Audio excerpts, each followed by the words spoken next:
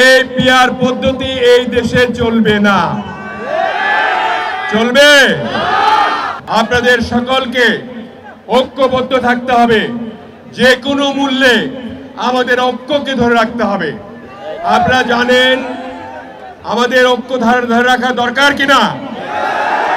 যদি ঐক্য চাই তাহলে ভেদাভেদ ভুলে আমাদের মধ্যে যাদের মনোমালিন্য রয়েছে, ব্যক্তিগত রেশারেশি রয়েছে এবং পারিবারিক কুন্দল রয়েছে, সেগুলোকেও ভুলে যেতে হবে।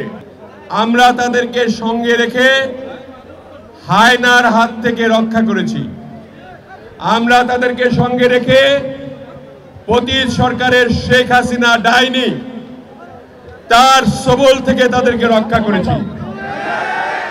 আমরা একসঙ্গে একত্রিত হয়ে স্বৈরাচার পতনে আন্দোলন করেছি। এই আন্দোলনের লোকগুলি নিজের স্বার্থ হাসিলের জন্য কোনো স্লোগান নয়, স্বার্থ হাসিলের জন্য তারা একটা পদ্ধতির কথা বলছে। সেটা হলো কি? পিআর পদ্ধতি। এই পিআর পদ্ধতি এই দেশে চলবে না। চলবে? আপনারা পিআর চান? পিআর মানে বুঝেন? তাহলে কেমনে পিআর করবেন আপনি? আপনার দরকার নির্বাচন। পিআর মানে হলো যেহেতু তারা কোনো আসনে জিততে পারবে না, পার্সেন্টেজ অনুযায়ী প্রপোর্শনেট রিপ্রেজেন্টেশন তারা চায়। এটার নাম হলো পিআর। অর্থ করছে আমরা যাদেরকে নিয়ে 17 বছর আন্দোলন করেছি, তাদের আমরা পৃষ্ঠপোষকতা দিয়েছি, আমরা তাদেরকে সাথে নিয়ে মাঠে দেখেছি, তারাও আজকাল আমাদের বিরুদ্ধে কথা বলছে।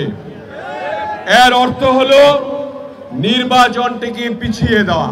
আপনাদের সকলকে ঐক্যবদ্ধ থাকতে হবে। যে কোনো মূল্যে আমাদের ঐক্যকে ধরে রাখতে হবে। আপনারা জানেন আমাদের ঐক্য ধরে রাখা দরকার কিনা।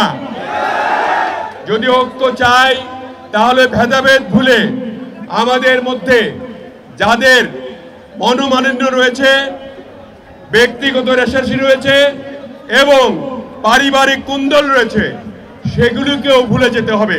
মাঠে প্রবেশ করবে না।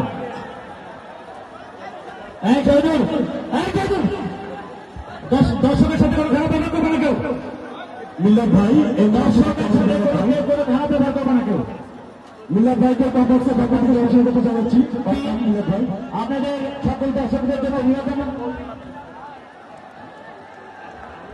মিল্লাত ভাই এগিয়ে চলুন। আমরা আছি তোমার সাথে। মিল্লাত ভাই জুড়ে গেছেন সারেন্দ্রবাড়ি ফুটবল টুর্নামেন্ট 2025-এর ফাইনাল ম্যাচ। ফাইনাল ম্যাচের চির প্রতিদ্বন্দ্বী কলেজ মাঠ প্রাঙ্গণে আপনাদের যারা দূর দূরান্ত থেকে এসে খেলা উপভোগ করছেন সকলকে